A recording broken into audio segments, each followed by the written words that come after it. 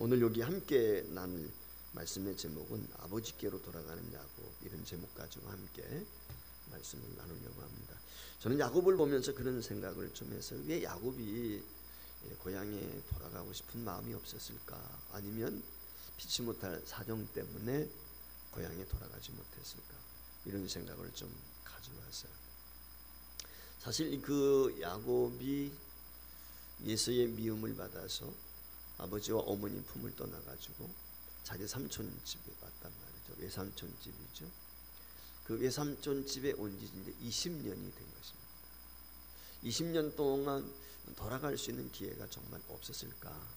이런 생각, 이런 의구심을 좀 갖습니다. 물론 이제 그 라헬과 레아를 얻기 위해서 14년 동안 몸이 메일 수밖에 없었죠. 라헬을 얻는데 14년. 한마디로 말하면 라헬 한 사람을 아내로 맞기 위해서 14년 동안이라고 생각이 돼요. 왜냐하면 첫날 원래는 라헬과 결혼하기로 되어 있었는데 외삼촌이 속이고 레아를 데려버렸단 말이죠. 그래서 아침에 일어나고 보니까 사람이 바뀐 거죠. 그때 이제 이 삼촌 나반이 라헬에게, 그러면은 내가 라헬도 줄 테니까 내가 7년 동안을 더 일해라. 그렇게 해서 결국은 이제 14년 동안을 종살이 아닌 종 아닌 종살이처럼 그렇게 머슴살이를 한 것이죠. 품삯도 받지 못했죠. 왜냐하면은 그 아내 얻는 대가로 7년 동안 봉사하기로 돼 있었으니까 사실은 자기의 어떤 아무런 기반을 갖출 수가 없었어요. 그런 상황에서 자녀들은 늘어나게 되고, 지난주에도 우리가 생각했지만은 두 아내가 자녀 낳기 경쟁을 벌이지 않았습니까? 그러다 보니까 남자아이 11명, 디나까지 딸 12명의 자녀를 14년 동안에 낳았다고 일단은 그렇게 이해를 하시는 게 좋겠습니다. 성경에 보면 그렇게 나와 있으니까. 그리고 나서 이제 6년 동안, 오늘 여기 본문에 나와 있는 것처럼 20년 동안 그 가정에 있게 되는 거니까, 그래서 6년 동안 자신의 재산을 축적하게 되는 그런 내용의 말씀이 지난주까지 이제 기록이 되어 있는 것을 보게 됩니다. 그리고 나서 이제 재산이 증식하게 되었을 때 오늘 여기 고향으로 돌아가게 되는데, 오늘 여기 말씀을 통해서 보면은 야곱이 고향에 돌아가고 싶어서 돌아가는가 라고 했을 때 결코 그렇지 않다 라고 하는 생각을 지울 수가 없습니다. 왜냐하면 하나님의 강권하심이 있기 때문에 돌아가는 것이 아닌가, 이런 생각을 가져요.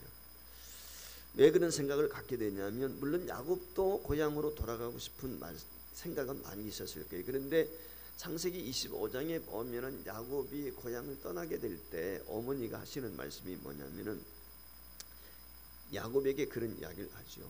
내 형 예서가 너를 해하려고 하니까 너 삼촌 집에 가 있어야 되겠다.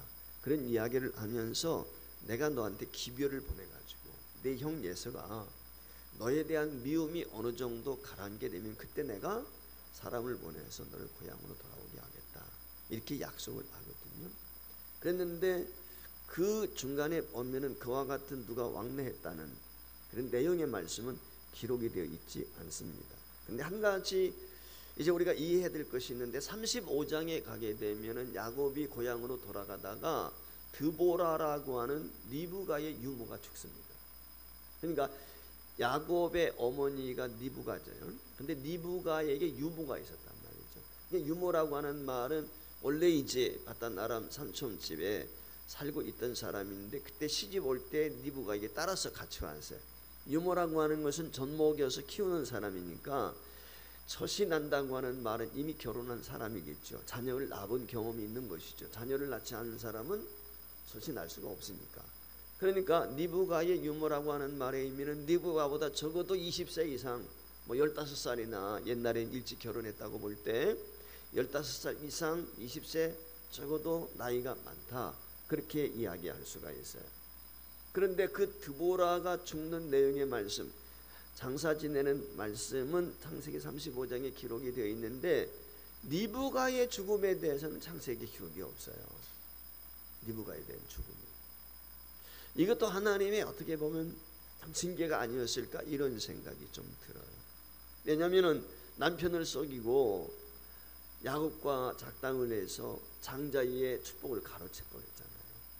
그러니까 어쩌면은 이것도 하나님의 징계였지 않았을까요? 물론 이제 하나님이 그 리브가가 임신하게 되었을 때 둘째 아이 나중된 자가 먼저 된다는 말씀을, 그런 물론 말씀을 들었죠, 하나님으로부터.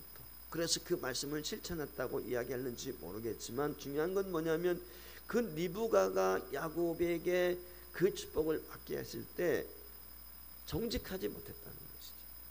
남편을 속이고 눈가림을 하고 분장을 시켜서 그 남편이 눈이 좋지 못한 것을 기화로 해서 거짓 가죽 옷을 입혀가지고 예서처럼 그렇게 변장을 하고 야곱으로 하여금 축복을 가로채버렸거든요. 그러니까 오늘 우리가 명심해야 될 것 중에 하나가 뭐냐면 하나님은 죄를 미워하세요.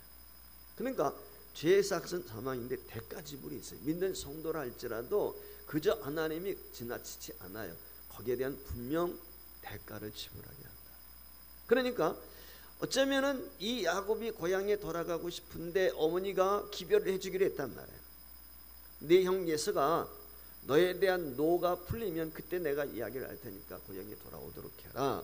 그런데 야곱이 지금 20년이 됐는데도 불구하고 고향에 돌아가지 못했다라고 하는 말은 이 예서가 노를 풀지 않은 거죠. 그 예서가 노를 풀지 아니했다는 것은 정확히 어디에 나와 있습니까? 창세기 32장 이하에 가면은 야복강가에서 야곱이 기도하게 될 때 예서가 야곱이 돌아온다 하는 얘기를 듣고 어떻게 해요? 군대 400명 거느리고 쫓아오는 거예요. 그러니까 지금 왜 군대를 거느리고 와요? 사실은 예서가 야곱을 맞이하게 될 때 해하려고 오는 거죠. 그러니까 그때까지도 예서는 야곱에 대한 미움, 원수진 것을 지우지 않았다. 마음의 응어리가 있었다. 이렇게 생각할 수가 있어요. 그런데 리브가가 언제 죽었는지는 알 수 없지만 이미 아마 고향에 돌아가기 전에, 그러니까 야곱은 어머니의 임종을 보지 못한 거예요. 이후에 이제 이삭의 임종은 형제가 예서와 함께 보는 장면이 나오지만, 근데 이 리브가의 죽음에 대해서는 성경에 기록이 없고 역시 야곱은 리브가의 죽음을 목도하지 못했다. 리브가가 죽었는데도 불구하고 예서가 미워하니까 더군다나 이 엄마가 없으면 더 하겠지요. 이 야곱이 두려워서 전달을 받고도 가지 못했는지 그건 알 수가 없고, 드보라가 어쩌면은 리브가의 유모였기 때문에 리브가가 야곱과 사이에서 왕래를 하지 않았을까. 즉 드보라의 고향이 어디입니까? 지금 삼촌 나반의 집이죠. 거기서 살았으니까, 거기서 유모였으니까. 그렇기 때문에 어쩌면은 야곱이 고향에 돌아가고 싶지만은 첫째는 내가 일굴 재산이 없었어요. 14년 동안은 모슴살이 했기 때문에. 그리고 이제 6년 동안 재산을 모았어요. 많은 재산을 모으다 보니까 어떤 생각이 들었을까? 그런 생각이 좀 나더라고요. 사람이 화장실 갈 때는 어때요?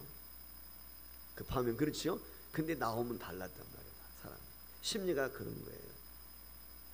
오늘 야곱도 어쩌면은 이 하란 땅에 기거하게 되었을 때 물질이 풍성해졌습니다. 부유해졌습니다. 그렇죠. 때를 이뤘단 말이죠. 그러니까 어떤 생각이 드는 거예요? 어머니도 안 계시고 이제 어차피 아버지는 누구 편이었어요? 형 편이었거든. 원래 예서 편이었단 말이죠. 그러니까 자신이 아버지를 속인 거에 대해서 아버지도 서운해할 것이고 예서는 자기에 대한 미움이 있고, 그러니까 여기가 조사오니 뭐 고향에 돌아가도 어머님이 안 계시고, 어쩌면 그런 생각이 그 야곱 안에 있었지 않았을까, 이런 생각을 좀 가져와요. 즉 한마디로 말하면 고향에 돌아갈 생각을 잊어버렸다 라고 하는 것이죠.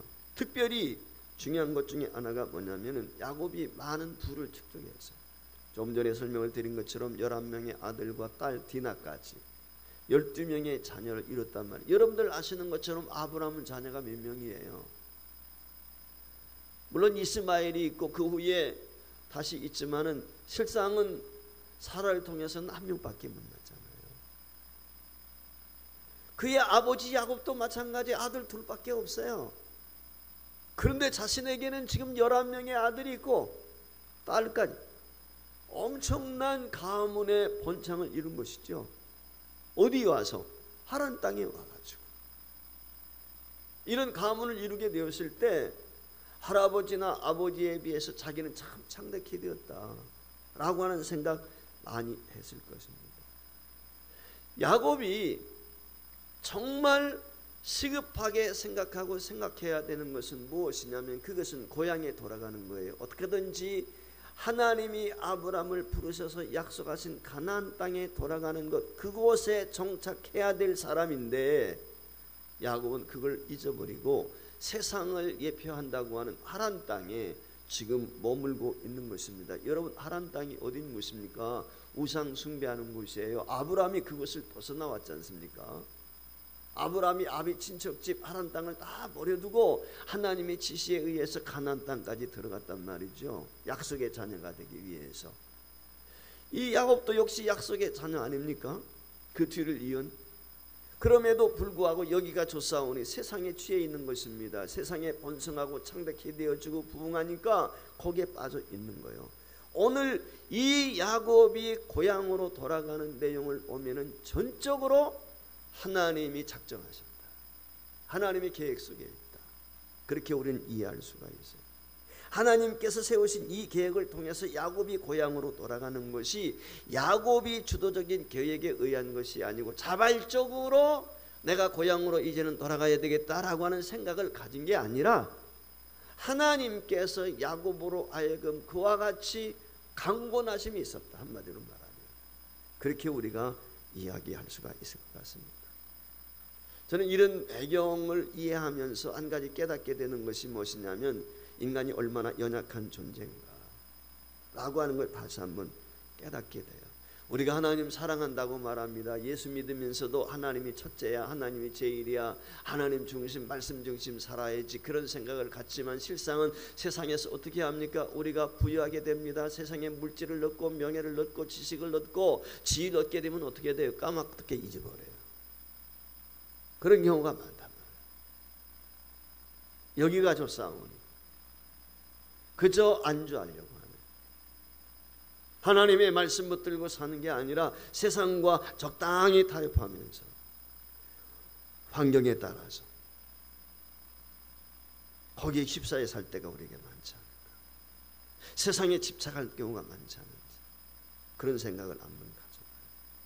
오늘 우리가 명심해야 될 것 중에 하나가 뭐냐면 우리의 우선순위는 뭐예요? 첫째가 하나님이야. 너는 먼저 그의 나라와 의를 구하라고 말씀하신 것처럼 우리에게 첫 번째 순위는 하나님이에요.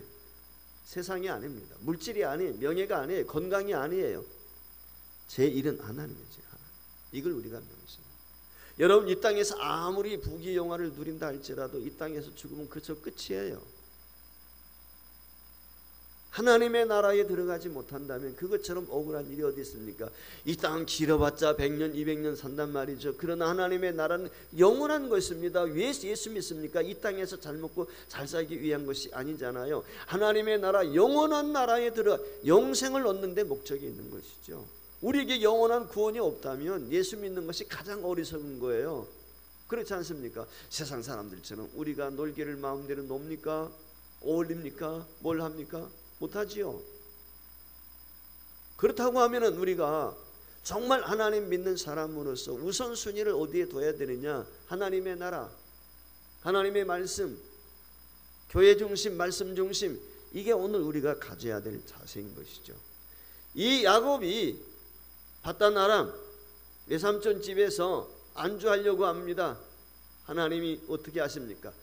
이제 가나안 땅으로 돌려보내야 되겠단 말이죠. 그래서 가나안 땅으로 돌려보내기 위한 계획을 하시는데 맨 처음번에 하시는 일이 뭐냐? 환경의 변화를 주는 거예요. 환경의 변화. 자, 오늘 여기 1절 이하에 보면은 하나님께서 첫 번째 환경을 바꾸셨다.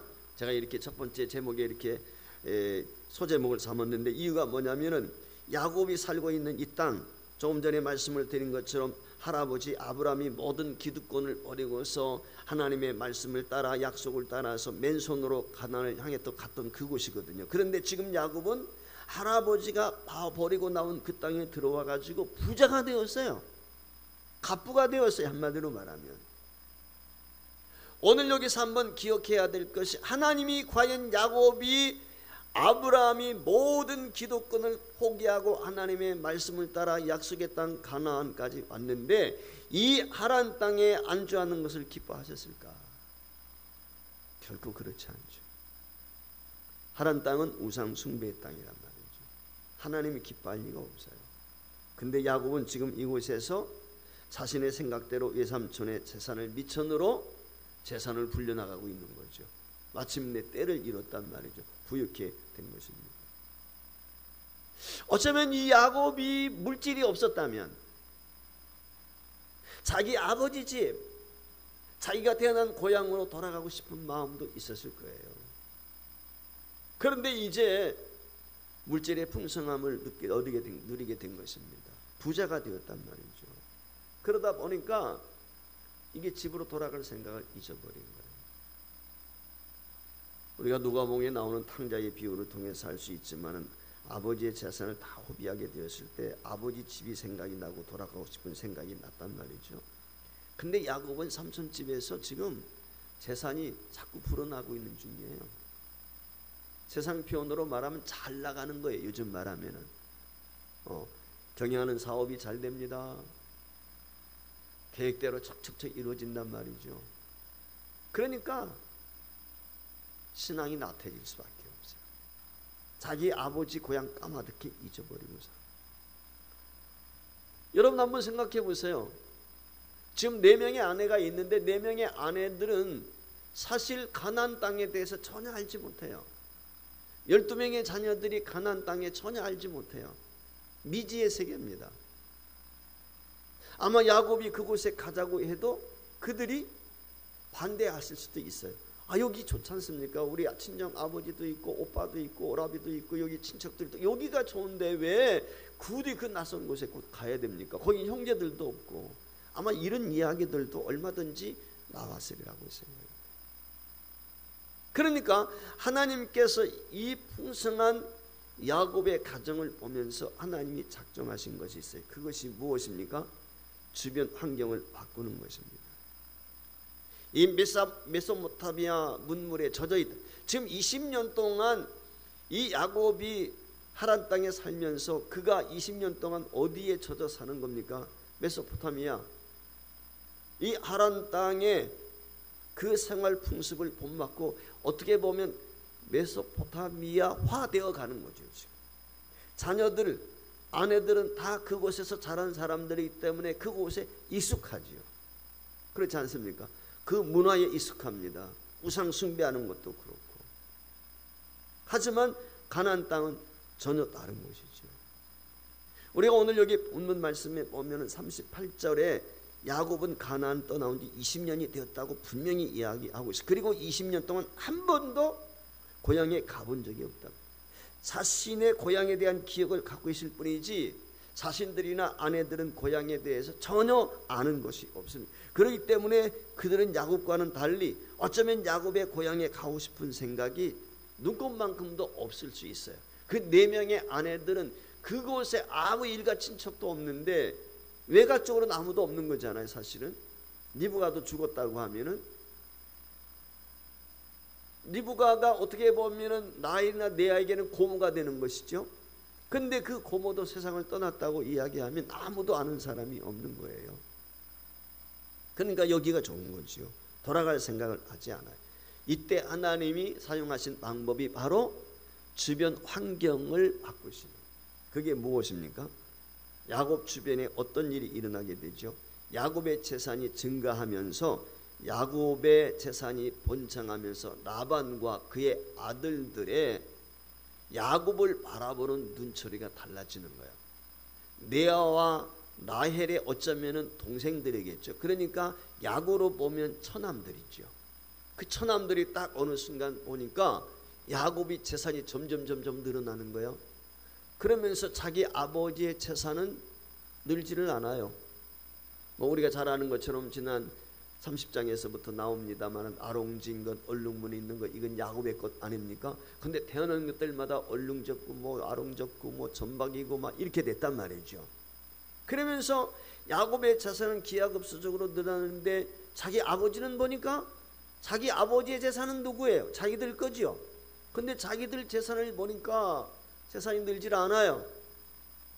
그러니까 그 처남들이 야곱을 바라보는 눈초리가 예전과 같지 않습니다.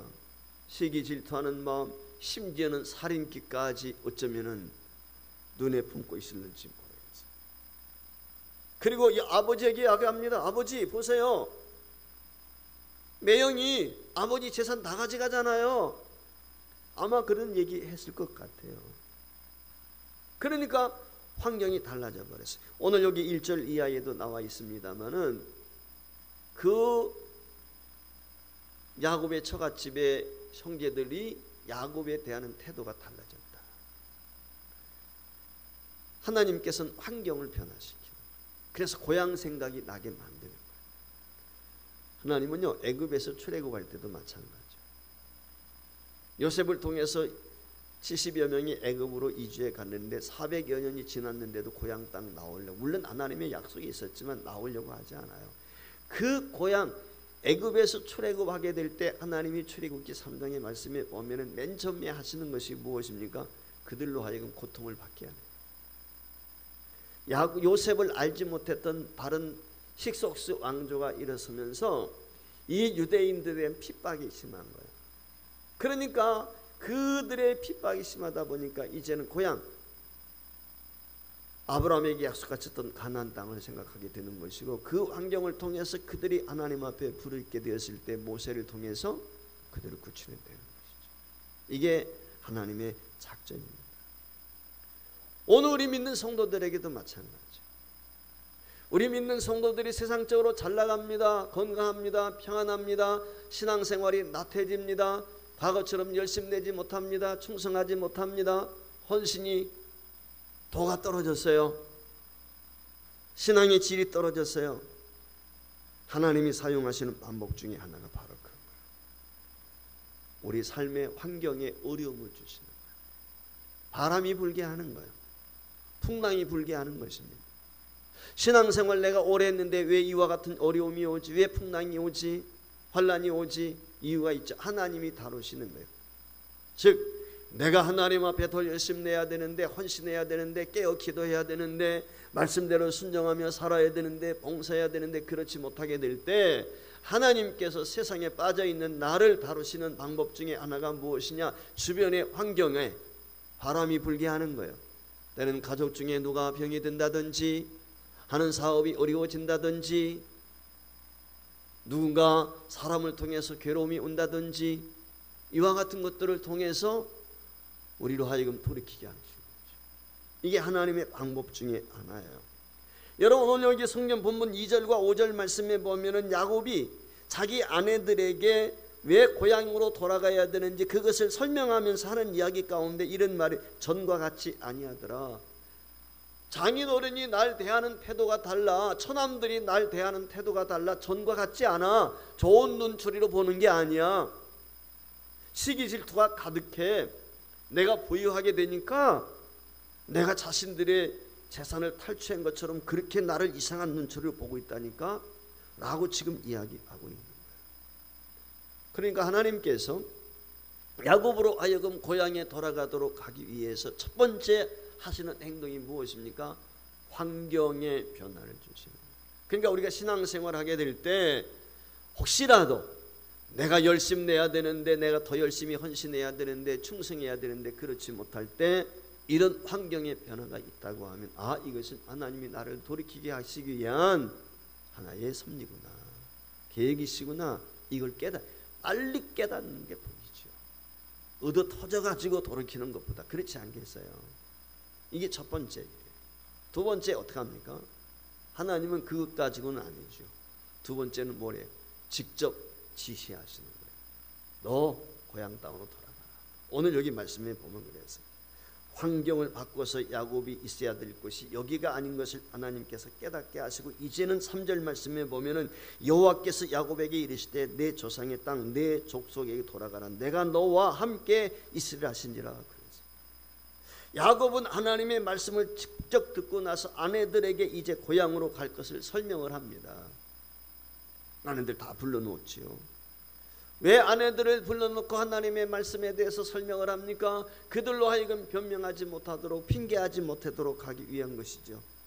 사실 이것을 보면 야곱은 믿음에 의한 하나님 말씀이 주어지게 되었을 때 순종하는 모습을 우리에게 보여주고 있어요. 하지만 이런 모습은 사실 하나님께서 야곱의 환경을 바꿔놓지 않았다면 어쩌면 기대하기가 어렵겠죠. 근데 주변 환경이 보니까 삼촌을 비롯해서 그 처남들까지도 자신을 바라보는 눈초리가 예사롭지 않단 말이죠. 과거하고 다르단 말이에요. 대하는 태도가 변했어요.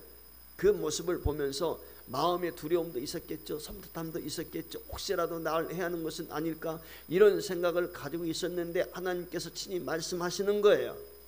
살기 어린 그 처남들의 모습을 보면서 두려움을 약간 느끼고 있는데 하나님이 직접 나타나서 하시는 말씀이 야 야곱아 이제 너 고향으로 돌아갈 때가 되었다 라고 하시면서 옛날 생각을 하게 합니다. 베델에서 약속했던 내가 너와 함께 있으라 한 약속, 그 말씀을 야곱에게 다시 상기시킵니다.